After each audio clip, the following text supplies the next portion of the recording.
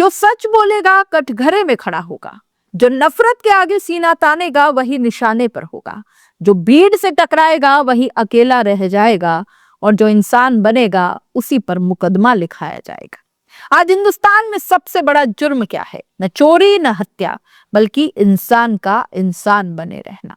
और यही जुर्म किया है मोहम्मद दीपक ने। उत्तराखंड के कोटद्वार में 26 जनवरी को जो कुछ हुआ वो सिर्फ एक स्थानीय विवाद नहीं था, वो इस देश की आत्मा पर हमला था। एक मुस्लिम दुकानदार की दुकान पर बाबा लिखा देख बजरंग दल के कार्यकर्ता पहुंच जाते हैं। फरमान जारी होता है, नाम बदलो, बाबा सिर्फ हिंदुओं का होता है। भीड़ उग्र थी, नारे भी जहरीले थे और आंखों में आग थी। और उसी वक्त आगे बढ़ता है एक जिम ट्रेनर और नाम बताता है मोहम्मद दीपक। भीड़ सन्न रह जाती है। दीपक अकेला था पर उसकी रीढ़ सीधी थी। उसने कहा, जो करना है कर लो, दुकान का नाम नहीं बदलेगा। और यहीं से कहानी पलट जाती है। 31 जनवरी को वही भीड़ दीपक के जिम के बाहर फिर पहुंचती है। नारे लगती है, दीपक मुल्ला भाग गया, चूड़ी पहन ले हाथों में। सोचिए, जिस चूड़ी को आपकी माँ, बहन, आपकी पत्नी पहनती है, उसी को आपने गाली बना दिया। पुलिस सामने खड़ी थी, वीडियो कैमरे चल रहे थे, धमकियां भी खुलेआम दी जा रही थी, लेकिन कार्रवाई के नाम पर शून्य। उत्तराखंड में आखिर सरकार किसकी है? भारतीय जनता पार्टी, मुख्यमंत्री है पुष्कर सिंह धामी। सवाल बहुत सीधा सा है, अब सैकड़ों लोग एक आदमी को घेर लें, मारने दौड़ जाएं, धार्मिक नारे लगाएं और पुलिस मूक दर्शक बनी रहे, तो सरकार फिर किस बात की है? सबको लगा कि अब इन उपद्रवियों पर एफआईआर होगी, हुई भी, लेकिन असली झटका तब लगा जब एफआईआर दीपक पर भी दर्ज कर दी गई। हाँ, उसी दीपक पर जिसने हिंसा रोकी, जिसने दुकान बचाई, जिसने सांप्रदायिक आग बुझाने की कोशिश की। अब वही दीपक आरोपी है और भीड़ 30-40 अज्ञात। एचडी वीडियो मौजूद हैं, उनके चेहरे भी साफ दिख रहे हैं, लेकिन फिर भी सब कुछ अज्ञात है। वाह रे सिस्टम!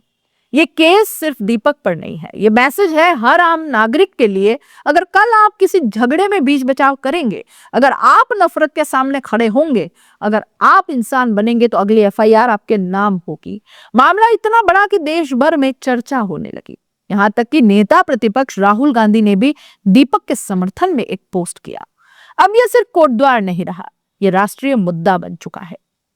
क्या यह मामला सुप्रीम कोर्ट तक जाएगा? कानूनी जानकार कह रहे हैं कि अगर यही रवैया रहा तो मामला सुप्रीम कोर्ट ऑफ इंडिया तक जा सकता है। क्योंकि सवाल बड़ा है, क्या भारत में अब इंसानियत भी अपराध हो गई है? जरा कल्पना कीजिए, अगर यही भीड़, एक सेकंड के लिए सोचिए, अगर यही भीड़ 30-40 या जो भी जितनी भी संख्या में ये भीड़ मुस्लिमों की होती, तो यही नारे किसी मंदिर के सामने लगते, तो अब तक बुलडोजर चल चुका होता, यूएपीए लग जाती, न जाने कौन कौन सी धाराएं लग जाती, देशद्रोह तोप दिया गया होता।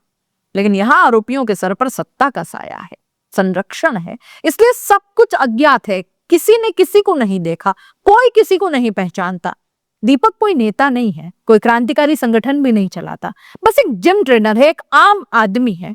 लेकिन उसके पास वो चीज है जो आज सबसे दुर्लभ हो गई है, ज़मीर। और आज देश को हजारों दीपकों की जरूरत है जो नफरत के अंधेरे में रोशनी बन सके। सरकार से, पुलिस से, सिस्टम से अब पूछना होगा कि भीड़ को खुली छूट क्यों है? दीपक पर एफआईआर क्यों की गई? असली आरोपी अब तक गिरफ्तार क्यों नहीं हुए? क्या इंसान बनना अब गुनाह हो गया है? क्योंकि अगर आज दीपक को चुप करा दिया गया तो कल कोई भी सुरक्षित नहीं रखेगा। याद रखिएगा।